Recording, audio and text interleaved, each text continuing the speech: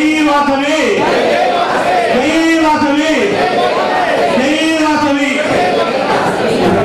జై బలో శ్రీ వాసవి మాతాకి. ప్రవేశానంతరం విష్ణువర్ధనుడు పెనుగొండ ఊరు చివర విడిదిండిలో ఉన్న మహారాజుకి ఈ వార్త తెలిసింది. ఆ మహారాజు ఆ పంచకళ్యాణి అశ్వం పైన వేగంగా గ్రామంలో వస్తున్నాడు.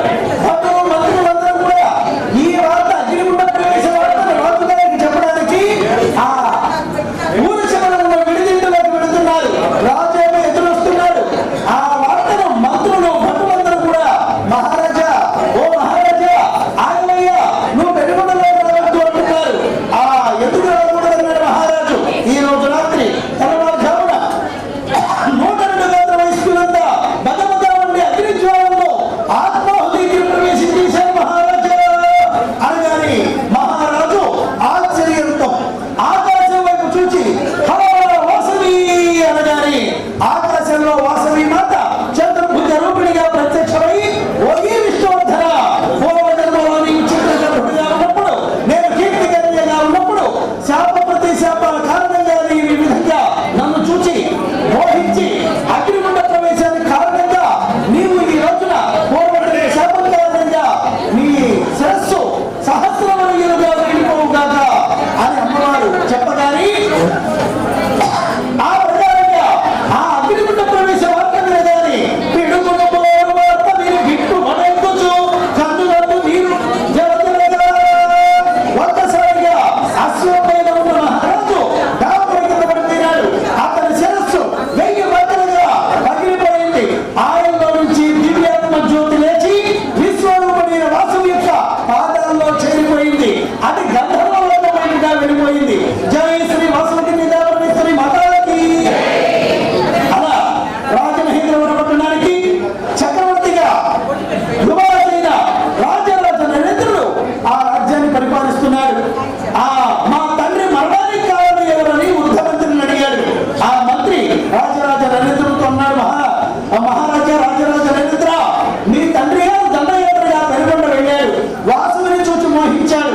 ఆ పెనుగొండ వయస్సులో వాసునిస్తే చేస్తామని చెప్పాలి, లేకపోతే మేము చెయ్యం పో అనాలి. అలాంటిది ఆ మాఘమాసంలో రా పెళ్లి చేస్తాం, అప్పుడు రా పెళ్లి చేస్తాం, ఇప్పుడు రా పెళ్లి చేస్తామని మీ తండ్రి గారికి మాయ మాటలు చెప్పారు.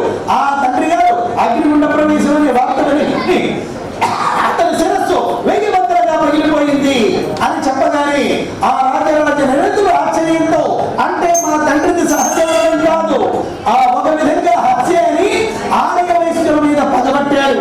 ఆ ఇప్పుడే ఆర్య వయస్సులందరినీ హతమారుస్తానని ఖడ్గం తీసుకుని బయలుదేరాడు. వృద్ధమంత్రి అంటున్నాడు, ఓ మహారాజా రాజరాజ నరేంద్ర, నీకు అవకాశం లేదు. వయస్సులంతా 102 గోత్రీకులు రాత్రి గుండెల్లో దూకేశారు. చిన్నపిల్లలు తప్ప పెనుగొండలో ఎవరు లేరు అన్నాడు. అలాగైతే ఆ చిన్నపిల్లలైనా చంపేస్తానని ఖడ్గం పట్టుకుని బయలుదేరాడు. ఈ వార్త భాస్కరాచార్యులు వారికి తెలిసి ఆ ఆలోచన చేస్తున్నాడు. ఈ గోత్రాల ప్రకారంగా ఈ పిల్లలంతా బాబా మామ అన్నారు కనుక ఆయా గోత్రీకుడు ప్రభాకస్ గోత్రీకుడు వెంకటేశ్వరుడు, ఆ మినుగుల మైత్రేశ గోత్రీకుడు సత్యనారాయణ అని 102 గోత్రాలు గోత్రము ఆ పిల్లవాడి పేరన్ని రాసుకొని గోత్రాల ప్రకారంగా హతమార్చాలని రాజరాజ నరేంద్రుడు పెనుగొండకు వస్తున్నాడు. ఈ వార్త భాస్కరాచార్యులు వారు తెలుసుకొని ఎలాగైనా ఆమె వేసి బిడ్డల్ని కాపాడాలని ఆ పెనుగొండలోని సింహద్వారం మన రాజగోపురం దగ్గర అడ్డంగా నిలబడ్డాడు. ఈ పిల్లలంతా బహుమతుల కోసం లోపలికి వెళుతుంటే ఆగిపోయా లోపల మీ గోత్రం ఏమిటా అంటే ఏం చెప్తారు అన్నారు. ఏమంటే ప్రభాత శని చెప్తానండి అన్నాడు. నువ్వు ప్రభాత శని నీ ప్రాణం పోతుందిరా, నేను చెప్పినట్టుగా ప్రభాత శని కాకుండా నీ గుర్తుండేట్టుగా పెళ్లికులు ఆడరా అన్నాడు. ఏమంటే నాకు పెళ్లికులు గుర్తు లేకపోతే ఏం చేయమంటారు గురువు గారు అన్నారు.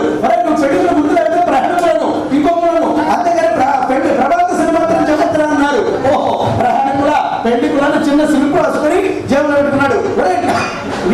నీదేం గోత్రం అన్నాడు. నాది శ్రీవత్సశెట్టి అన్నాడు. శ్రీవత్సశెట్టి నీ ప్రాణం పోతుందిరా, మరి ఏం చెప్పకుంటారు గురువు గారు? శ్రీరథం అని చెప్పిన స్త్రీ గుర్తుండేట్టుగా ఓహో శ్రీరథాన్ని వాడు రాసుకున్నాడు. ఇలా ఆ మైత్రేశ గోత్రానికి మిదురుల మధ్యకుల మధ్యశిగుల 4 సంకేతాలు, అలాగే బలిశెట్ల భారతవాసి గోత్రానికి బలిశెట్ల సంకేతాలు, ఇలా 102 గోత్రాలకి అన్ని మానగోత్రాలు రాశారు. అలా ఆ ప్రకారంగా రాజరాజ నరేంద్రుడు రాగానే వాసవి యొక్క మహిమతో అతని బుద్ధి మారి